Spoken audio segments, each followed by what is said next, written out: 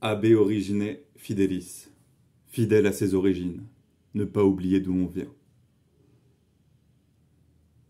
Sur une toile naissante se dévoile mon nom, telle une étoile filante, guidant les voiles des vagabonds, qui sondent leur désir avec la fidèle passion de vivre pour découvrir leurs plus profondes envies, jusqu'à être dans ce monde aussi libre qu'un électron, qui a le grand plaisir de connaître le livre de la vie.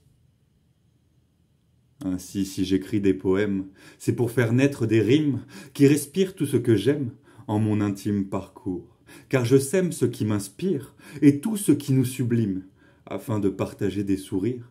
et des lettres d'amour, à échanger dans notre réalité, et même dans nos rêves, à la lueur des chemins du jour, comme dans celle de la nuit, afin que leur honnêteté soit une aventure qui nous élève, lorsque notre futur court, loin d'une belle harmonie,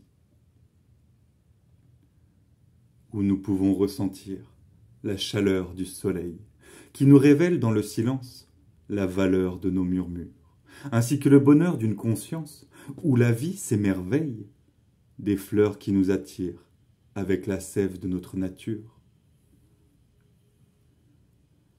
afin que s'éveille en nous un feu, aux couleurs de nos âmes, car en elles sommeillent les mesures d'une éternelle euphonie, qui veille sur tous ceux dont l'honneur s'enflamme pour que nos cœurs deviennent matures et parviennent à jouer la symphonie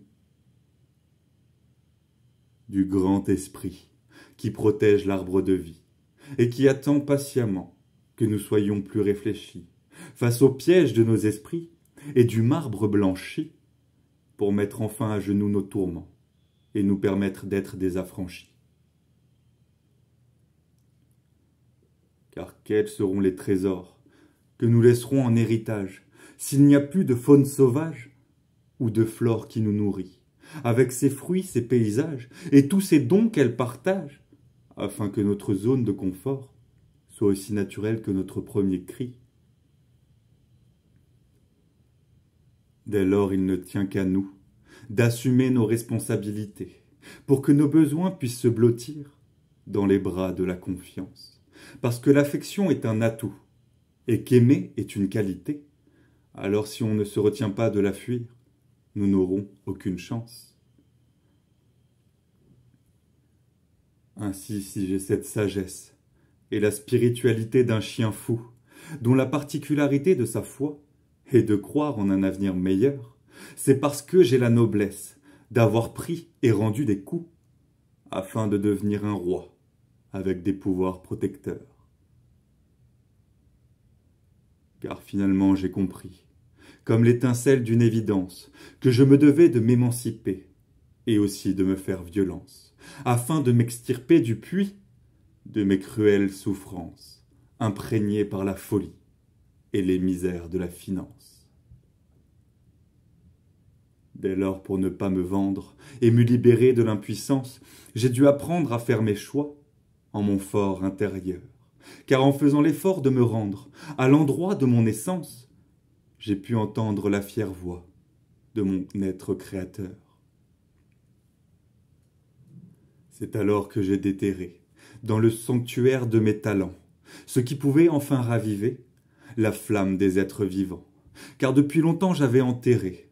ce qui nous est essentiel, mais à présent est arrivé une nouvelle trame en mon ciel, afin que l'aurore se lève sur ce qui enchante nos jours, comme si nous avions trouvé une fève, ou l'eau de l'amour, dont l'or va nous abreuver, tels les chevaux de la liberté, qui chantent pour nous captiver avec l'agréable vérité